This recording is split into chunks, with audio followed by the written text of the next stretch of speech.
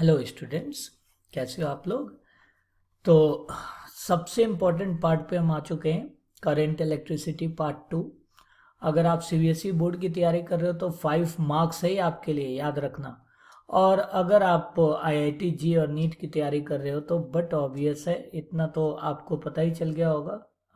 जो हमने स्लाइड बनाया था उसमें भी हमने बताया था कि इसकी इम्पोर्टेंस सबसे ज़्यादा है। तो इसके बारे में हम कुछ क्वेश्चंस जब लेके आएंगे न्यूमेरिकल पार्ट में, that is directly from copy and pen, जैसे मैंने प्रीवियस ईयर आईआईटी जी और नीट के क्वेश्चंस जब सॉल्व किए थे उस पैटर्न में हम वीडियोस लाएंगे।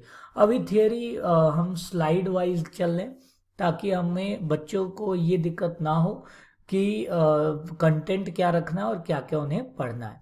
तो स्टार्ट करते हैं। जो हमारा फर्स्ट पार्ट है, यहाँ पे हम डील करने जा रहे हैं किरचॉफ लॉ ऑफ इलेक्ट्रिसिटी से, दोनों node law as well as loop law. Second Wheatstone bridge.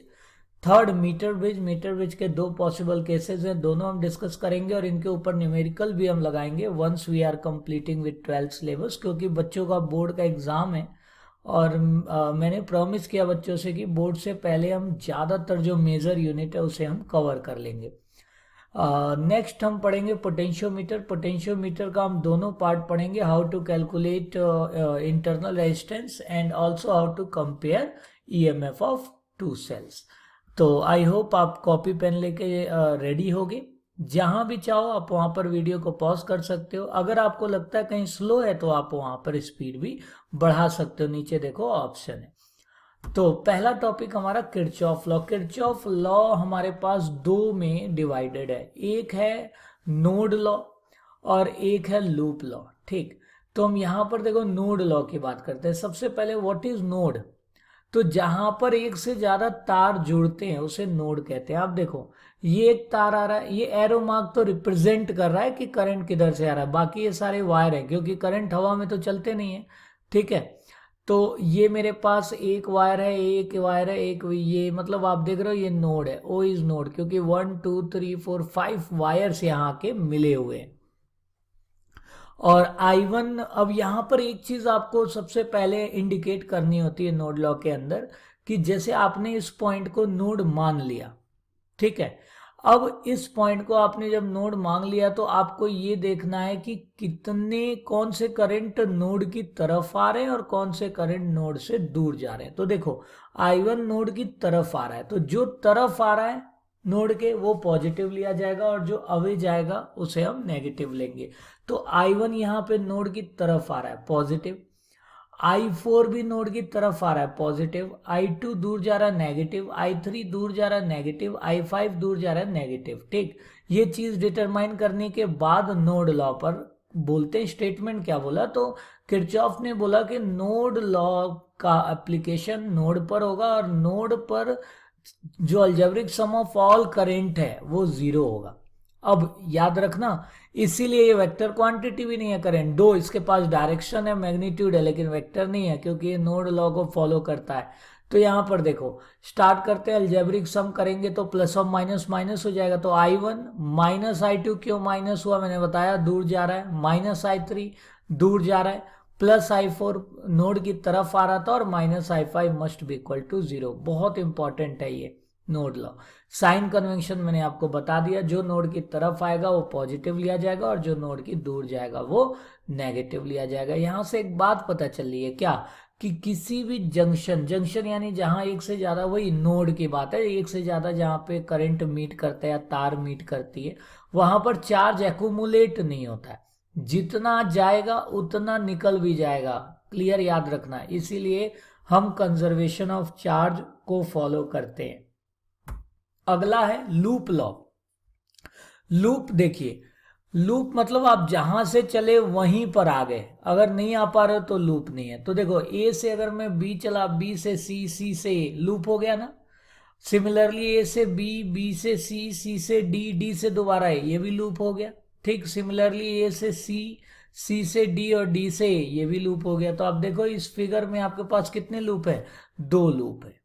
अब एक चीज आपको याद रखनी है यहां पर, कि अगर आप करंट थियरी से जाना चाहते हो या वोल्टेज थियरी से जाना चाहते हो, दोनों में एक चीज रिमेंबर रखना है, जिस डायरेक्शन को आपने पॉजिटिव माना, जनरली हम प्लस से माइनस वाले डायरेक्शन को पॉजिटिव मानते हैं। कहीं पे बीच में बैटरी आ जा रहा है और आपको ऐसा दिख रहा है कि आप बैटरी के पॉजिटिव से नेगेटिव की तरफ बढ़ रहे हो तो वो पॉजिटिव होगा। लेकिन अगर आपको दिखाई दे रहा है कि आप बैटरी को कुछ इस तरीके से क्रॉस कर रहे हो कि नेगेटिव पहले आ रहा है पॉजिटिव बाद में, तो नेगेटिव हो जाएगा। तो देखते हैं। सबसे पहले तो लूप लॉ कहता क्या है, तो ये कहता है कि जो नेट वोल्टेज होगा वो algebraic sum of product of current and resistance होता है। तो एक लूप लेते हैं हम, फिर ज्यादा अच्छे से समझ में आएगा। जैसे लूप ले लिया ए बी सी ए, ध्यान दो ए से बी चल रहे हैं, हम ए से बी चल रहे हैं, ठीक। हम यहां पर करंट का पैटर्न ले रहे हैं। क्या ले रहे हैं हम? करंट का पैटर्न। ध्यान दो करंट को डिस्ट्रीब्यूट किया, I1 यहां से आया, देखो प्लस से माइनस वाली कहानी, I1 यहां से I2 यहां से आया, तो बीच में क्या हो गया I1 प्लस I2, दोबारा कंजर्व होता है तो I2 चला तो वापस I2 चला गया, और I1 इससे निकला था तो वापस I1 निकल गया। अब यहां पर देखो हमारा पाथ क्या है, A टू बी आ रहे, करंट कैसा उल्टा है, करंट कैसा हमारे पास उल्टा है, याद रखना। तो इसको हम सॉल्व कैसे करें, तो एक जनरल वो लेके चलते हैं, प्लस से माइनस जाएंगे तो पॉजिटिव है, और करंट के साथ चलेंगे तो भी पॉजिटिव है, और उल्टा चलेंगे तो नेगेटिव है।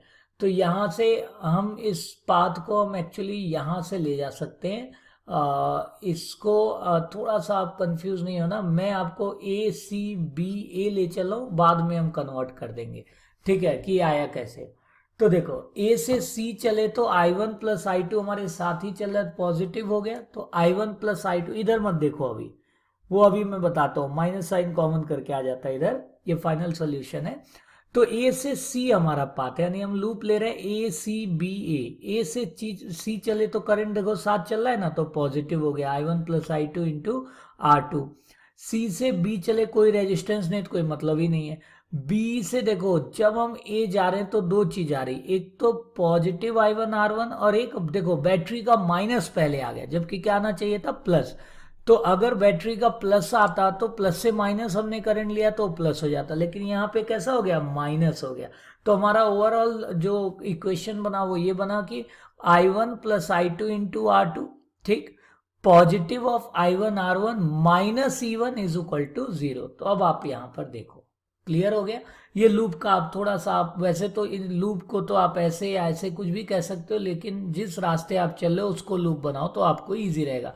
तो यहाँ पे इसको रेक्टिफाई करके ए सी बी ए कर लो, कोई प्रॉब्लम नहीं आएगी। तो ये क्लियर हो गया। दोबारा मैं रिपीट कर रहा हूँ, बहुत इंपॉर्टेंट है, जब हम न्यूमेरिकल लगाएंगे तो और हम देखेंगे। देखिए बैटरी कहीं रास्ते में आती है, अगर आप उस बैटरी को ऐसे क्रॉस कर रहे हो कि प्लस पहले आ गया माइनस बाद में, तो पॉजिटिव होगा। लेकिन अगर माइनस पहले आ गया प्लस उसके बाद आ रहा है, यानी वो नेगेटिव होगा। और करंट के डायरेक्शन जो उसमें फ्लो आपने दिखाया उसके अलॉन्ग चलोगे तो पॉजिटिव होगा, और उल्टे चलोगे तो नेगेटिव होगा। जैसे अगर मैं सी से ए चलता तो सी से ए रास्ता ऐसा था, लेकिन करंट कैसा था, उल्टा, तो ये माइनस हो जाता, ठीक है, रिमेंबर इट। तो एक बार फिर रिवाइज कर लेते हैं, ए से सी गया, करंट भी हमारे साथ है तो पॉजिटिव हो गया।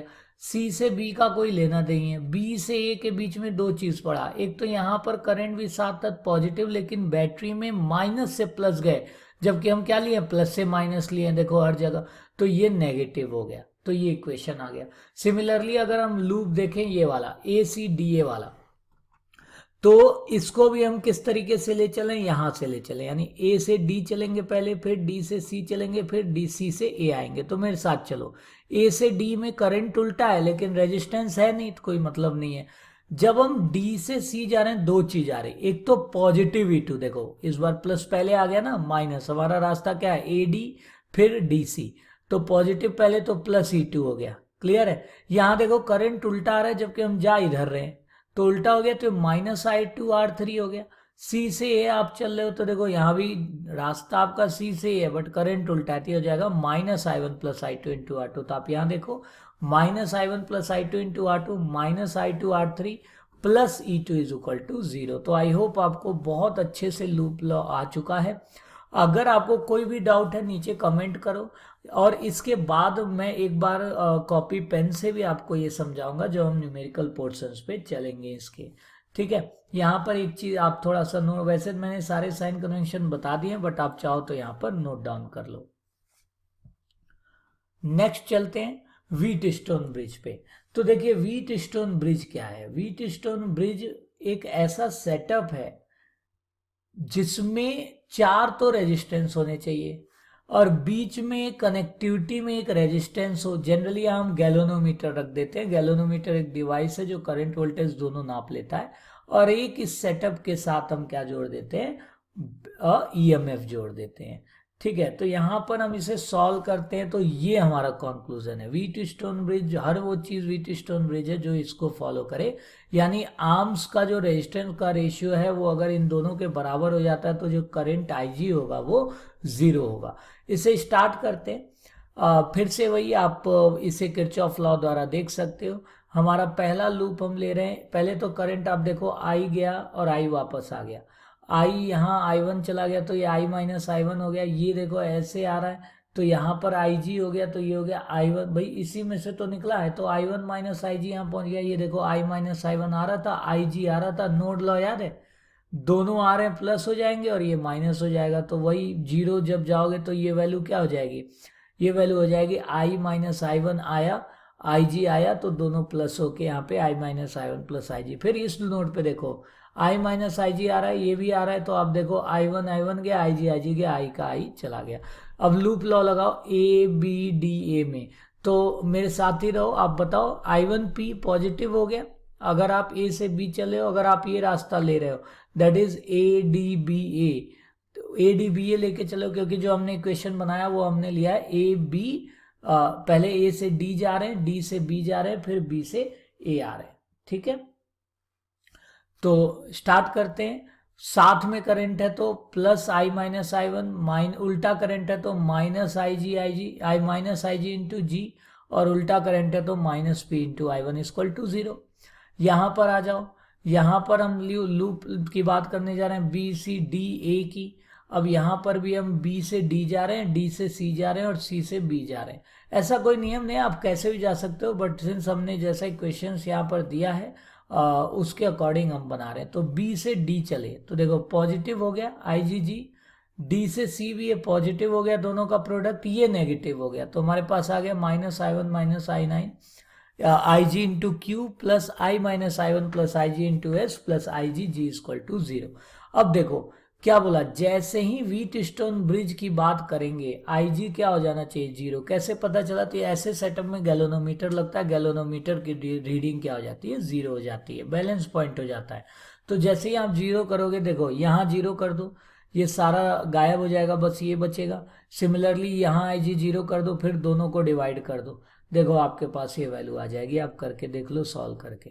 ठीक है, बाकी अगर आपसे सॉल्व नहीं हो रहा है, कोई प्रॉब्लम है, तो हम नेक्स्ट वीडियोस में, दैट इज जब हम कंक्लूजन पार्ट करेंगे हर चैप्टर का और न्यूमेरिकल करेंगे, तो उसमें हम इस टॉपिक को फिर कंसीडर करेंगे।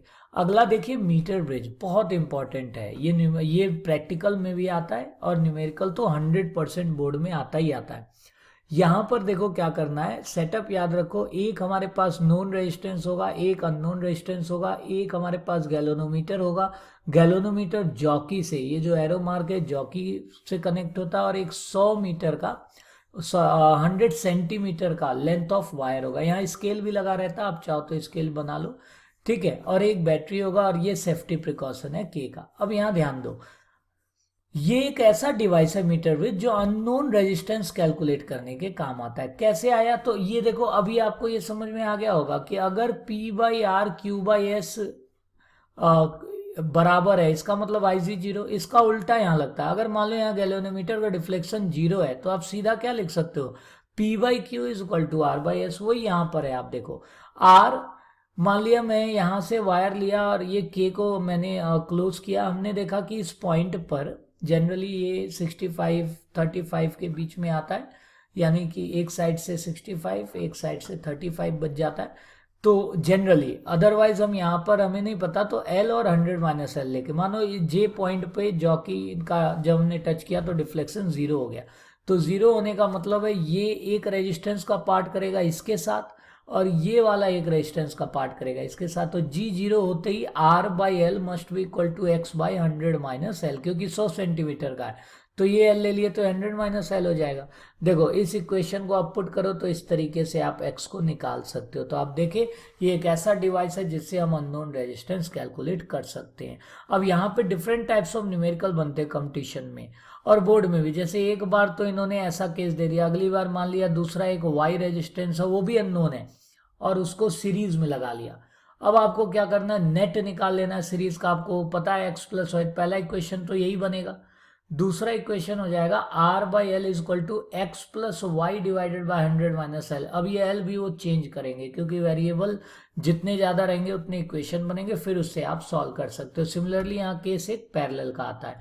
एक बहुत ज़्यादा क्वेश्चन मल्टीपल चॉइस में पूछा जाता है कि अगर मैं इस गैल्वेनोमीटर की जगह ईएमएफ रख दूं, बैटरी रख दूं और गैल्वेनोमीटर को यहाँ रख दूं तो डिफ्लेक्शन में बात बताओ। तो डिफ्लेक्शन 0 होगा पूरे सर्किट में। रीजन क्या है, ये बैलेंस पॉइंट है। यहां पर आप ईएमएफ रखोगे तो भी करंट फ्लो नहीं करेगा क्योंकि गैल्वेनोमीटर 0 रीडिंग का मतलब इसका पोटेंशियल बराबर है, चाहे वहां आप कुछ भी रख लो करंट तो फ्लो ही नहीं कर पाएगा।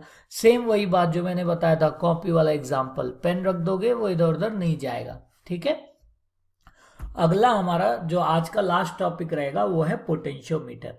पोटेंशियोमीटर एक ऐसा डिवाइस है जो दो चीजों के, याद रखना, पोटेंशियोमीटर पोटेंशियल नहीं कैलकुलेट कर सकता, पोटेंशियोमीटर कंपेयर कर सकता है ईएमएफ को और इंटरनल रेजिस्टेंस हम निकाल सकते हैं। एनीवेज वोल्ट मीटर और पोटेंशियोमीटर में अगर आपसे पूछे कि किसको प्रिफर करोगे तो ऑलवेज रिमेंबर हम पोटेंशियोमीटर को प्रिफर करते हैं। सबसे पहले तो इसका प्रिंसिपल क्या है, तो दो प्रिंसिपल होता है बेटा। मान लिया आपके पास एक मीटर का वायर है और उसे हमने पोटेंशियल ड्रॉप उसका देखा। मान लिया 1 मीटर का वायर 1 वोल्ट खा रहा है, खा मतलब कंज्यूम कर रहा है, ड्रॉप करा रहा है। इसका मतलब कि जो उसका ग्रेडियंट होगा, पोटेंशियल ग्रेडियंट, यानी कि कितना ही कंज्यूम कर रहा है पर यूनिट लेंथ, कितना हो जाएगा, तो K will be equal to V by L. तो 1 वोल्ट 1 मीटर में वो ड्रॉप करा रहा है तो दैट के विल बी इक्वल टू 1/1। अब मान लिया आपसे बोला जाए ऐसा 100 मीटर का तार है तो बताओ 100 मीटर पे वोल्टेज कितना ड्रॉप हो जाएगा। तो आपको पता है हर 1 मीटर कितना वोल्टेज दे रहा है, ये ड्रॉप करा रहा है एक, तो 100 मीटर कितना करा देगा 100। तो सीधा हम कैसे निकाल सकते हैं वोल्टेज, बाय मल्टीप्लाइंग के, that is potential gradient into length. ये देखिए ये इसका पहला प्रिंसिपल है। आई होप आपको क्लियर हो गया होगा। नेक्स्ट अब हमारे पास, अच्छा एक और यहाँ प्रिंसिपल होता है नल पॉइंट। नल पॉइंट वो पॉइंट होता है जहां पे पोटेंशियल क्या हो, सेम हो। याद रखना पोटेंशियल सेम होगा, कोई करंट फ्लो नहीं करेगा। आप चाहे वहां गैल्वेनोमीटर रख दो वो भी डिफ्लेक्शन शो नहीं करेगा। तो ये देखिए हम कैसे कंपेयर करते हैं ईएमएफ को यूजिंग पोटेंशियोमीटर। सबसे पहले तो एक चीज, मीटर ब्रिज में एक ही वायर मोर देन एनफ है, बट यहाँ पर हम 4 वायर देख रहे हो, 1 2 3 4 100 सेंटीमीटर के, 100 200 300 400। पहला ही क्वेश्चन, क्यों इतना लंबा वायर ले रहे हैं, तो आंसर इज बेटा जितना ज्यादा लेंथ लोगे के की वैल्यू उतनी छोटी होगी, जितना ज्यादा के की वैल्यू छोटी होगी उतना ज्यादा सेंसिटिविटी बढ़ेगा। समझो बात को। मान लिया मैंने आपसे बोला कि मिनिमम जो के की वैल्यू वो 1 है, तो एक आप कैसा निकाल पाओगे पोटेंशियल, 2 3 4, यानी पॉइंट में कभी नहीं निकाल सकते हो क्योंकि के की वैल्यू जितना आप कम रखोगे उतना ज्यादा वो सेंसिटिव होगा। और के की वैल्यू कम कब होगा, जब लेंथ बढ़ाओगे। इसीलिए हम देखो यहाँ पर इतना बड़ा 400 सेंटीमीटर का लेंथ लेके चलते हैं। तो ऐसा सेटअप करिए, आप देखो आपके पास सेटअप क्लियर होगा। ईएमएफ लगा दिया, रियोस्टेट लगा दिया, यहाँ से एक पॉइंट, यहाँ से देखो एक तो हम ईएमएफ, एक ईएमएफ, यहाँ पर आप एक ऐसा की लगाते हो जिसे हम 2 वे की कहते हैं। जब एक बार सिर्फ ये वाला कनेक्शन हम लेके चलेंगे और एक बार बस E2 वाला कनेक्शन लेके चलेंगे। तो पहले हमने सबसे पहले E1 वाला कनेक्शन लेके चला और मान लिया मेरा जो नल पॉइंट आ रहा है यानी जहाँ जॉकी 0 है वो L1 है। फिर हमने अगले केस में इसको ओपन कर दिया, इसे क्लोज कर दिया, E2 वाले का मान लिया नल पॉइंट L2 है। तो अभी हमें पता है E1 can be written as जो KL1 और K की वैल्यू हमने यहाँ पुट कर ली। अच्छा E2 कैन बी, आप यहाँ चाहो तो ये आप दिख रहा है ना, इसकी जगह KL1 भी लिख सकते हो और इसकी जगह KL2 भी लिख सकते हो। अब E1 बाई E2 आप डिवाइड करो तो के कैंसिल, क्योंकि वो सारा सेम होगा तो ये हो जाएगा L1 बाई L2। तो इस तरीके से आप कंपेयर कर सकते हो EMF ऑफ 2 सेल। नेक्स्ट अगर हम बात करें इसके अंदर एक इंटरनल रेजिस्टेंस कैलकुलेशंस भी होता है, उसमें देखो ये यहाँ जो E2 है यहाँ E1 कर लो और इसकी जगह एक एक्सटर्नल रेजिस्टेंस R रख दो।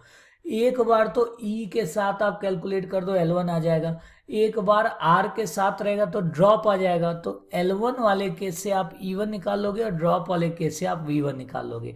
फिर उसके बाद इंटरनल रेजिस्टेंस का एक फॉर्मूला याद होगा, small r is equal to E/V minus 1 into capital R। तो E की जगह आप लिख दिए KL1, V की जगह KL2, के कैंसिल, तो फॉर्मूला हो जाएगा R is equal to L1/L2 minus 1 एक ब्रैकेट में और कैपिटल R जो कि नोन रहेगा। इस तरीके से हम दो चीजों को निकाल सकते हैं by the help of potentiometer, that is we can compare the EMF of two cell as well as we can calculate the internal resistance. तो आज का हमारा ये टॉपिक ओवर हो गया और बहुत ही इंपॉर्टेंट है ये टॉपिक। तो आज हम जल्दी से डिस्कस कर लेते हैं क्या हमने देखा। एक तो किरचॉफ लॉ देखा, दोनों नोड और लूप लॉ, इसके बारे में न्यूमेरिकल हम आगे देखेंगे। वैसे हमने न्यूमेरिकल टाइप डिस्कस कर दिए इसमें जहां भी मौका मिला है, बाकी एक बार चैप्टर क्लोज हो जाएगा 12th का जो मेजर पार्ट है, फिर हम डायरेक्ट 1-to-1 इंटरेक्शन में इसको क्वेश्चन सॉल्व करेंगे और पिछले 20 साल के क्वेश्चंस जितने आए हैं उसको भी हम यहाँ पे इंक्लूड करेंगे। अगला हमने देखा व्हीटस्टोन ब्रिज, अगला मीटर ब्रिज और फिर हमने पोटेंशियोमीटर।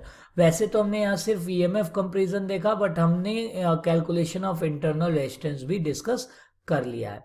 Thank you. तो सब्सक्राइब करना ना भूलें, जैसे क्योंकि सब्सक्राइब करने का बच्चों एक फ़ायदा है, आपको बार बार सर्च नहीं करना पड़ेगा। ठीक है, जैसे ही मैं कोई वीडियो डालूंगा आपको तुरंत उसका मैसेज आ जाएगा, नोटिफिकेशन आ जाएगा और उसे आप बहुत ईजिली देख सकते हो। तो आई होप आपको सारी चीज़ें समझ में आ रही हैं। Don't forget to download the app download करो, वेबसाइट को वॉच करो, ठीक है। और कोई भी प्रॉब्लम हो प्लीज़ एंड प्लीज़ शेयर करो, ताकि हम अगले स्लाइड जब अगला वीडियो बनाओ तो उसमें आपके क्वेश्चंस को इंक्लूड कर सको। Thank you, keep watching, be connected.